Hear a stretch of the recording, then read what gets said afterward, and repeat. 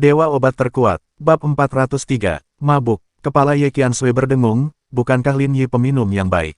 Jika Lin Yi memiliki kendali, dia secara alami akan bisa minum 1000 cangkir tanpa mabuk, tapi hari ini, dia jelas ingin menggunakan kekuatan alkohol untuk mengatakan sesuatu yang biasanya tidak bisa dia katakan. Sekarang setelah saya selesai berbicara, saya tidak dapat menahan alkohol. Kalau begitu cepat, Ye Qiansui mengkhawatirkan Lin Yi, jadi dia menjadi cemas dan mengambil 2 langkah. Tanpa diduga, gelombang alkohol menghantamnya dan dia menjadi mabuk juga. Xiao Zhao buru-buru mendukungnya. Apa yang sedang terjadi? Liu Feifan mendukung Lin Yi, dan Xiao Zhao mendukung Ye Qiansui. Keduanya sebenarnya mabuk pada saat yang sama. Sungguh membuat orang tercengang. Di tanah, Chu Yun masih terbaring di sana, dahinya berdarah, tidak sadarkan diri, dan tidak ada yang peduli padanya. Kita harus kembali dulu. Liu Feifan melirik Chen Gang dan putranya. Baiklah, Anda dapat menyuruh Tuan Lin dan Tuan Ye kembali untuk beristirahat dulu. Chen Gang mengangguk. Chen Fan segera berdiri dan ingin mengirim mereka kembali secara langsung, tetapi Liu Feifan melambaikan tangannya. Tidak perlu, kita bisa naik taksi saja. Setelah mengatakan itu, Liu Feifan dan Xiao Zhao keluar dari hotel, saling mendukung. Chen Fan masih berdiri di sana, tidak dapat pulih untuk waktu yang lama. Dia telah melihat Lin Yi yang sangat kuat, dan dia juga melihat Lin Yi yang memiliki keterampilan medis yang sangat baik, tetapi dia bahkan tidak dapat membayangkan Lin Yi seperti ini hari ini. Ayah, Chen Fan menoleh untuk melihat ke arah Chen Gang, kamu sedikit tidak biasa malam ini.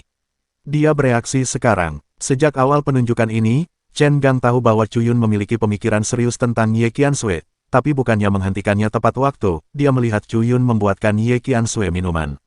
Itu wanita Lin Yi. Baru saja di depan mereka, ekspresi Lin Yi terlihat jelas. Dengan cara ini, ketika Lin Yi bangun dan menyadari bahwa Chen Gang tidak melindungi Ye Qiansui tetapi hampir membunuhnya, Lin Yi mungkin akan membunuh keluarga Chen secara langsung. Semakin Chen Fan memikirkannya, semakin dia merasa tidak nyaman. Dia tidak berpikir bahwa Chen Gang adalah orang yang tidak jelas dan tidak mungkin dia tidak tahu apa yang dia lakukan. Apakah ada? Chen Gang tidak menganggapnya serius, dia berdiri dan berjalan menuju Chu Yun, bagaimana dia akan menghadapinya. Melihat Chen Gang tidak menganggapnya serius sama sekali, Chen Fan menjadi semakin khawatir. Ayah, kamu bilang keluarga Chen kita tidak punya peluang untuk melakukan kesalahan. Dia menarik napas dalam-dalam, tetapi malam ini, Anda melakukan beberapa kesalahan. Sayangnya, kita harus memikirkan bagaimana menjelaskannya kepada Tuan Lin. Tidak butuh. Chen Gang masih menggelengkan kepalanya dan masih tidak mengingatnya. Saya tidak melakukan kesalahan apapun, dan Tuan Lin tidak akan menyalahkan kami. Oke. Ketika dia melihat Chen Fan masih akan mengatakan sesuatu, dia melambaikan tangannya dan tidak ingin mendengar lagi, kirim Chu Yun ke rumah sakit dan obati lukanya. Jangan benar-benar mati, itu akan sangat merepotkan. Setelah mengatakan itu, dia menatap Chen Fan. Chen Fan tidak punya pilihan selain membantu mengangkat Chu Yun untuk duduk di kursi. Dia kemudian menelepon nomor darurat dan mengirim Chu Yun ke rumah sakit untuk perawatan. Hanya saja dalam hati dan pemikirannya, bagaimana menjelaskannya kepada Lin Yi, sepertinya dia tidak bisa menjelaskannya. Pada waktu itu, hotel, Liu Feifan dan Xiao Zhao membawa Lin Yi dan Ye Qiansui kembali ke hotel. Aku sangat lelah, dahi Xiao Zhao dipenuhi keringat, dan sepatu hak tingginya hampir pecah. Apa yang harus aku lakukan? Tidak ada kamar di hotel. Bagaimana kalau membiarkan saudara Yi tidur di tempat tidurmu? Jika dia tidak menyukainya, aku tidak akan mempermasalahkannya. Liu Feifan tidak punya pilihan selain tersenyum pahit. Saudara Lin adalah orang yang misofobia. Tempat tidurku sangat berantakan. Coba pikirkan dan Anda tahu bahwa ketika Lin bangun dan melihat dia sedang tidur di tempat tidurnya, dia mungkin tidak bisa menerimanya. Lalu apa yang harus aku lakukan? Kamu tidak bisa tidur di tempat tidurku kan? Lalu aku harus tidur di mana? Xiao Zhao tersipu. Bukan tidak mungkin membiarkan Lin Yi tidur dengannya, tapi Lin Yi berada dalam posisi yang dirugikan. Lupakan. Liu Feifan memutar matanya ke arahnya dan melihat tatapannya yang tergila-gila, biarkan saja Sister Ye yang melakukannya. Ah, lagi pula mereka berdua adalah pasangan yang belum menikah dan cepat atau lambat akan menikah. Dan bukankah mereka tinggal bersama sekarang? Liu Feifan telah berlatih di halaman belakang rumah Ye. Dia tidak tahu bahwa Lin Yi dan Ye Qiansui telah lama tinggal bersama. Bukan tidak mungkin bisa berlari bersama hingga larut malam, hanya tinggal beberapa langkah saja. Xiao Zhao mengangguk, seolah dia mempunyai maksud yang sama. Keduanya saling memandang, berhenti berbicara omong kosong, menempatkan Lin Yi dan Ye Qiansui di ranjang yang sama, melepas sepatu mereka dan menutupinya dengan selimut, lalu menutup pintu dan pergi diam-diam. Apa yang sedang kamu lakukan? Melihat Xiao Zhao masih enggan untuk pergi dan bersandar di pintu, Liu Feifan menyeretnya pergi, dia sangat mabuk. Tidak akan terjadi apa-apa, pergi saja. Di dalam ruangan, itu adalah dua suara nafas. Lin Yi dan Ye Qiansui sedang berbaring di ranjang yang sama, tidak bergerak, tertidur lelap. Waktu berlalu menit demi menit. Larut malam, Ye Qiansui menggerakkan jarinya, merasa haus, dan perlahan membuka matanya. Dalam kabut, dia melihat seseorang terbaring di sampingnya, dan dia langsung duduk tanpa sadar, panik dan gugup. Tetapi ketika dia melihat Lin Yi berbaring di sampingnya, diam-diam seperti bayi yang baik, matanya tiba-tiba melembut, dan pikirannya dipenuhi dengan adegan Lin Yi yang baru saja mengaku padanya. Orang ini, dia menggigit bibirnya dengan lembut, wajahnya memerah, lucu sekali. Ternyata Lin Yi terlihat seperti ini saat tertidur saat sedang mabuk. Dia terlihat sangat berbeda dengan saat dia masih kecil. Ye Qiansui perlahan berbaring dan melihat ke samping ke wajah Lin Yi dengan mata lembut. Dia tidak takut atau gugup, dan menurutnya tidak ada yang tidak pantas dalam hal ini. Meskipun mereka berdua tidak melakukan apapun, mereka hanya berada di ranjang yang sama. Setelah beberapa saat, Lin Yi sepertinya merasa ada seseorang yang sedang menatapnya, dan dia mendengus pelan. Air, dia berbisik. Haus. Ye Qiansui segera keluar dari tempat tidur tanpa alas kaki, menuangkan segelas air dan berjalan ke Lin Yi. Kamu haus, minumlah air. Lin Yi bahkan tidak membuka matanya, tanpa sadar dia mengulurkan tangan untuk mengambil air, memasukkannya ke dalam mulutnya, dan meminum semuanya dalam satu tarikan napas. Tiba-tiba, dia tiba-tiba membuka matanya, seolah dia melihat sesuatu yang mengerikan, dan dia hampir melompat. Mengapa kamu di sini? Bagaimana Ye Qiansui bisa berada di sini? Seorang pria dan seorang wanita berbagi kamar dan tidur di ranjang yang sama. Lelucon yang luar biasa, Lin Yi dengan lembut membuka celah di selimut dan menghela nafas lega ketika dia melihat pakaian di tubuhnya masih ada. Melihat penampilannya, Ye Qiansui awalnya tertegun, dan kemudian tidak bisa menahan tawa. Bajingan, ia bersenandung, mungkinkah kamu masih takut rugi? Lin Yi tidak berbicara, dia tidak berani membantah atau menjawab dengan mudah. Pikirannya berputar cepat, berpikir bahwa dia tidak bisa mengendalikan cara minumnya kali ini, dan dia akhirnya menjadi sangat mabuk sehingga dia bahkan tidak tahu bahwa dia berada di tempat tidur bersama seseorang. Tampaknya anak laki-laki harus belajar melindungi diri mereka sendiri di luar. Apa yang Anda pikirkan? Melihat Lin Yi linglung, Ye Qiansui bertanya. Saya berpikir, Lin Yi meliriknya dan berkata, hubungan seperti apa yang harus kita miliki satu sama lain sekarang? Menurutmu mengapa kakekku mengadopsimu? Ye Qiansui tiba-tiba berkata dengan serius.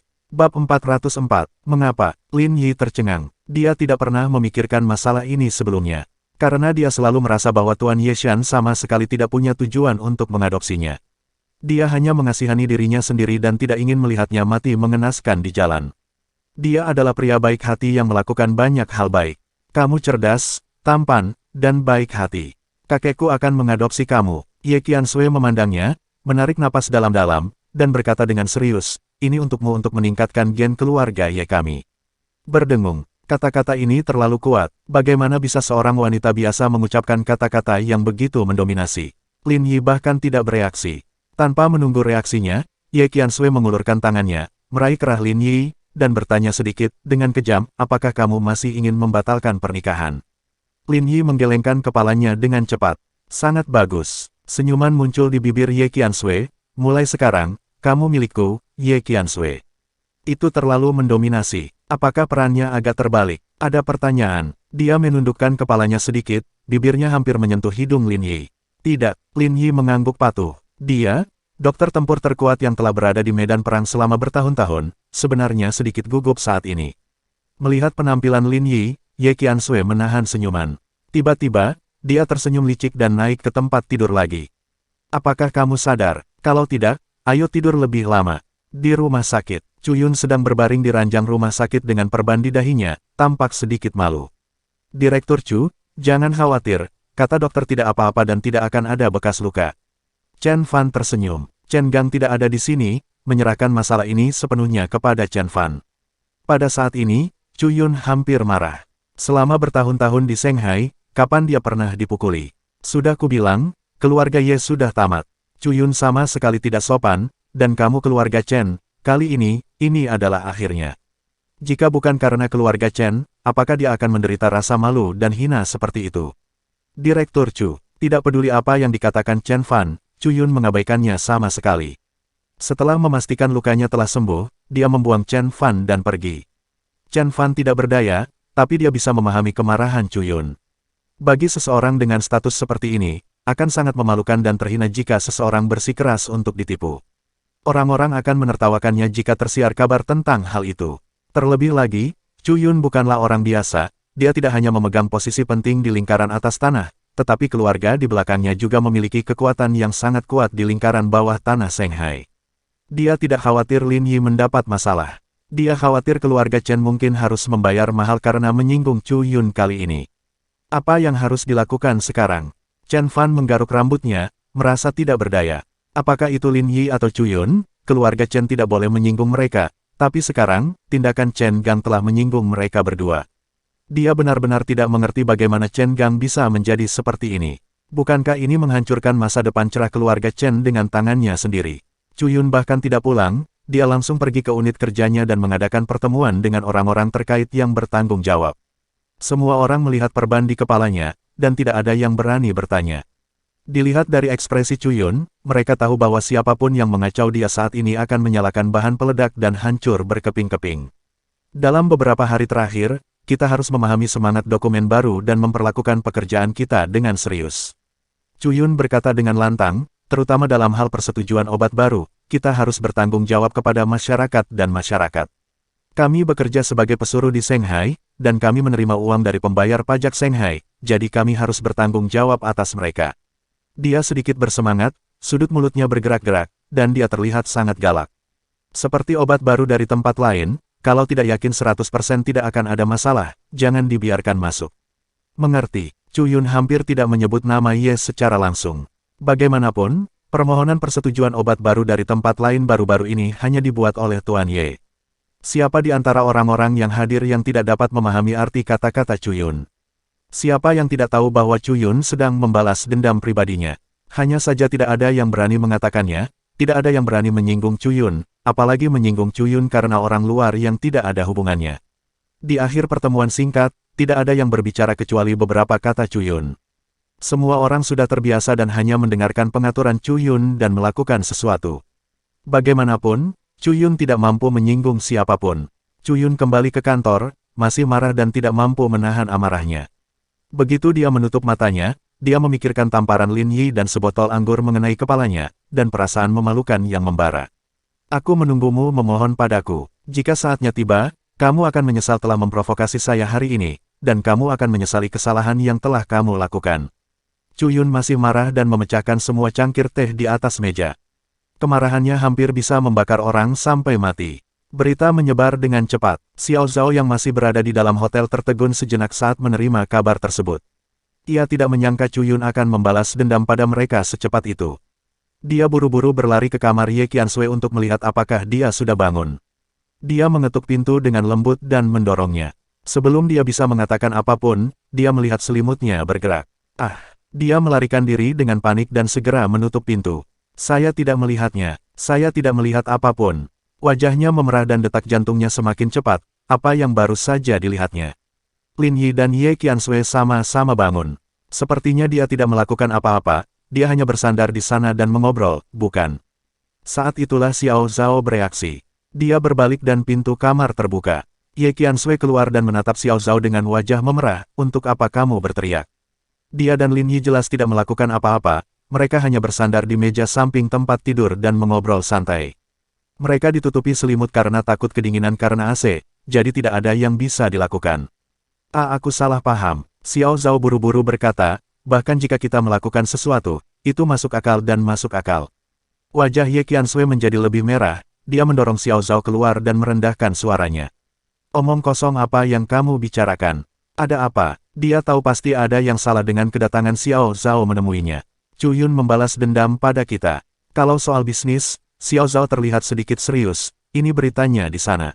Shanghai akan mengaktifkan perlindungan regional, dan semua obat baru dari tempat lain tidak akan disetujui untuk dipasarkan. Ini setara dengan memblokir langsung rute pendaratan Ye di Shanghai. Video promosi mereka baru saja dirilis, dan reputasi brand mereka mulai terlihat, namun produk mereka tidak mampu mengimbanginya. Ye Qianshui mengerutkan kening. Dia tahu bahwa Chu Yun pasti akan membalas dendam, tapi dia tidak menyangka itu akan terjadi begitu cepat. Dia bahkan belum bangun. Apakah Cuyun harus sekejam itu? Tuan Ye, apa yang harus kita lakukan sekarang? Xiao Zhao cemas. Dia tahu bahwa meskipun mereka meminta maaf sekarang, Cuyun tidak akan pernah bisa menarik kembali keputusan mereka. Terlebih lagi, Lin Yi dan Ye Qiansui adalah orang-orang yang akan menundukkan kepala dan meminta maaf. Mereka benar, meskipun Raja Surga datang, mereka tidak akan pernah meminta maaf. Tetapi jika masalah ini tidak diselesaikan, kerugian Ye kali ini bisa dikatakan sangat tinggi, dan dia tidak dapat menanggungnya. Bukan dia yang memiliki keputusan akhir apakah harus dicatatkan di pasar atau tidak. Lin Yi keluar dari kamar tanpa mengenakan pakaian apapun. Bersambung,